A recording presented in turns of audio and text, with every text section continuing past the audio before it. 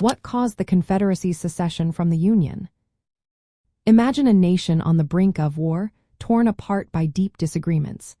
The story of why the Southern states left the United States is a complex one, rooted in more than just politics. At the heart of it was slavery, which the Southern states saw as vital to their way of life.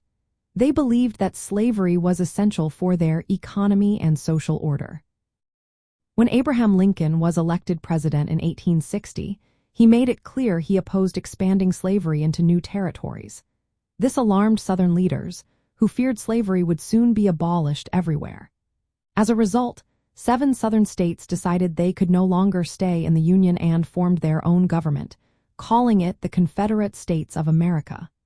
These states explicitly said they were seceding to protect slavery. Mississippi, for example, said their position was thoroughly identified with the institution of slavery, the greatest material interest of the world. The debate over whether new states should be free or slave states was a major issue.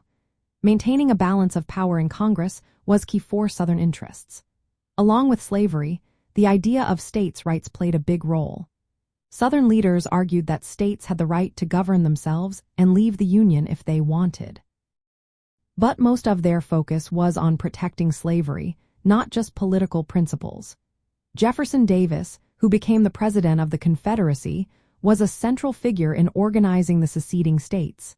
He aimed to create a new nation based on what they called Southern institutions, mainly the continuation of slavery. Other factors also pushed the South toward secession. Economic differences between the North and South created tension, especially with the North becoming more industrialized. Disputes over tariffs and federal power added fuel to the fire. But the main reason was the South's desire to keep slavery alive. The Union, led by Abraham Lincoln, refused to recognize secession as legal.